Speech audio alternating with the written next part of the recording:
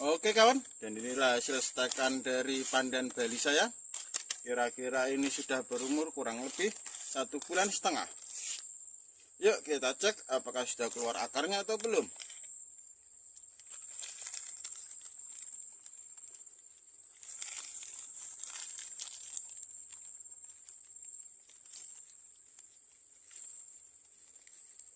Dan inilah sudah keluar akarnya banyak kawan, bisa dilihat.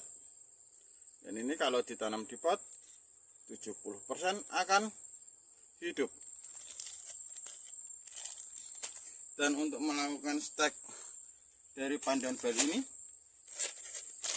yang kita butuhkan cuma 4 bahan ya kawan. Yang pertama adalah media steknya, yang kedua adalah yang jelas cabang atau tunas pandan Balinya, terus ZPT. Saya biasa pakai bawang merah yang mudah, simpel, dan pasti ada di dapur kawan-kawan semua. Karena kalau tidak ada di dapur, nanti istri bisa ngomel-ngomel kawan, nggak bisa masak. Terus alatnya saya cuma pakai gunting dan pisau. Dan untuk melakukan stek pandan Bali ini sedikit berbeda dari stek-stek tanaman biasa kawan. Kalau untuk tanaman biasa, biasanya kita buat bahan steknya atau batangnya atau cabangnya itu masih fresh. Kalau mau stek pandan Bali ini, cabangnya ini saya potong, lalu saya biarkan kurang lebih 2 kali 24 jam kawan. Seperti kita bertamu ke tempat orang, harus lapor RT 2 kali apabila kita menginap 2 kali 24 jam. Tujuan dari pembiaran itu adalah supaya batangnya ini benar-benar kering ya kawan. Jadi kalau batangnya ini benar-benar kering, akan cepat dalam pertumbuhan akar barunya. Setelah seperti ini, jangan lupa wajib dirapikan, karena yang rapi itu pasti akan terlihat lebih bagus dan tanaman atau batang ini akan lebih senang terhadap kita.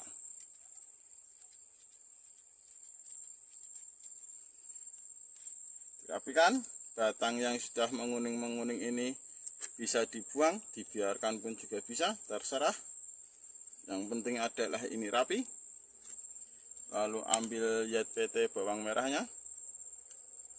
Kita kalau untuk satu batang ini kita cuma pakai potongan kecil ya kawan, jangan boros-boros. Kalau boros-boros nanti malah istri kita bisa marah kembali. Kenapa bawang merahnya cepat habis, padahal mau membuat tumis. Lalu tinggal kita oles-oleskan.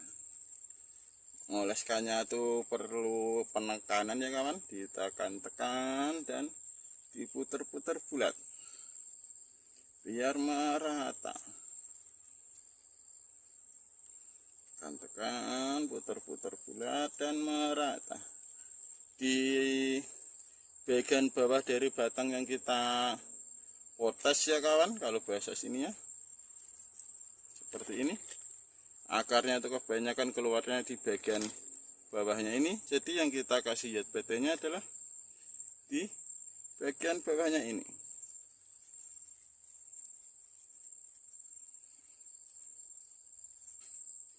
Dan sudah siap.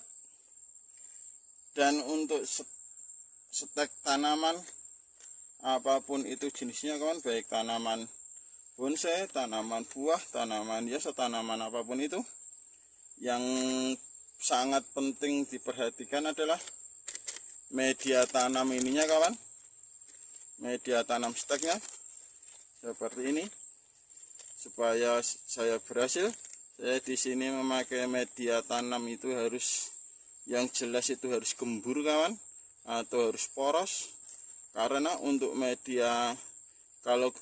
untuk melakukan stek tanaman kita harus berpacu dengan waktu.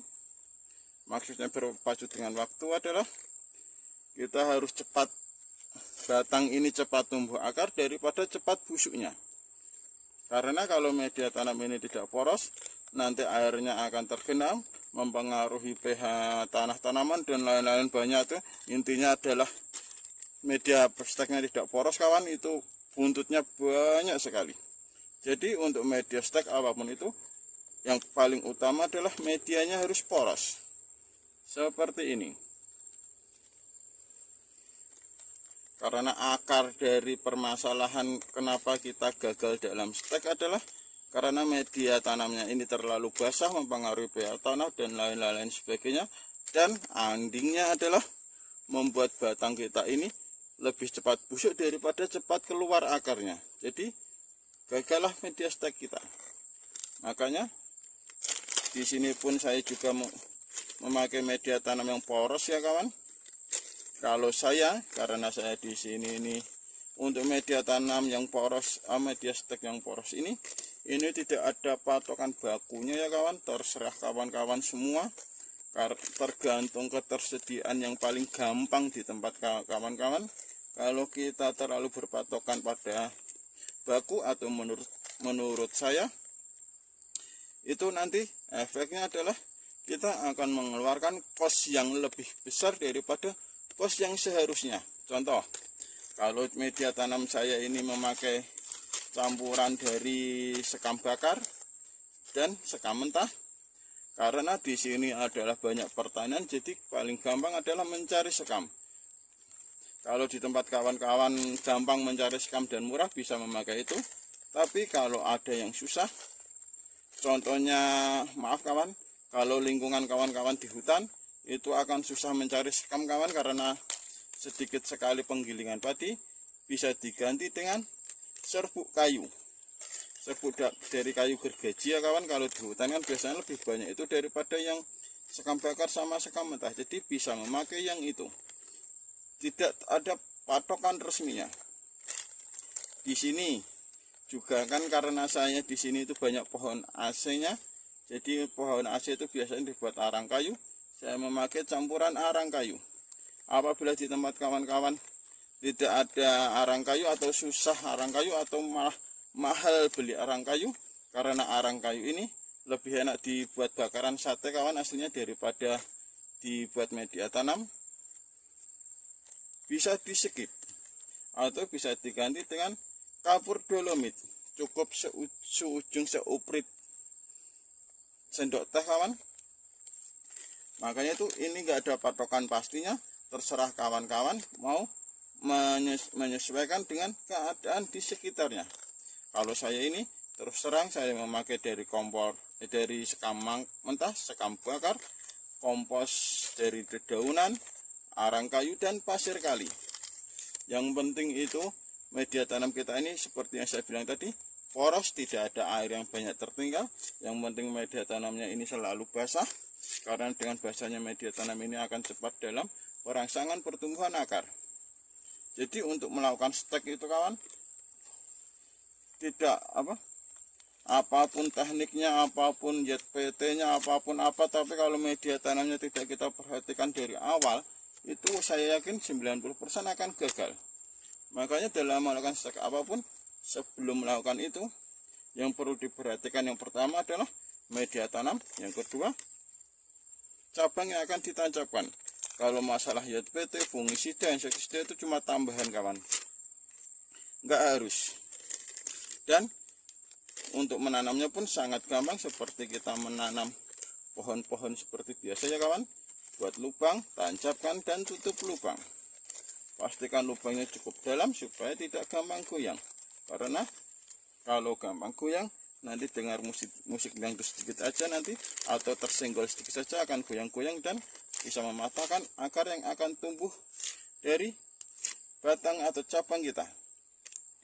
Dan setelah ini yang perlu diperhatikan kembali adalah penempatannya. Penempatan stek pandan bali kita. Jangan sampai kita menempatkan stek pandan bali itu di tempat yang terlalu overload sinar matahari kawan. Karena kalau terlalu overload sinar matahari, untuk stek ini pun masih nanti daunnya cepat kering. Dan jangan menempatkan stek pandan Bali ini di tempat yang tidak ada sinar matahari sama sekali atau di tempat gelap. Jadi pastikan bisa ditempatkan di bawah pohon, di teras rumah, yang penting tidak terkena sinar matahari langsung dan tidak di tempat yang gelap. Karena biarpun ini cuma batang segini saja kawan, untuk tumbuh pun ini batangnya itu masih memerlukan proses fotosintesis.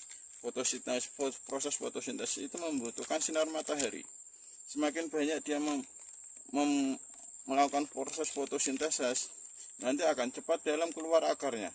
Tapi kalau semakin banyak dia terkena sinar matahari, maka nanti malah akan lebih kering duluan dan gagal.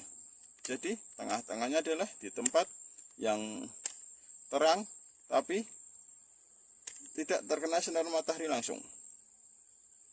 Oke kawan, demikianlah proses singkat saya mengenai cara stek pandan Bali tanaman hias baik untuk indoor, taman dan lain sebagainya. Terima kasih sudah menonton video saya. Semoga video ini bermanfaat dan barokah untuk kita semua.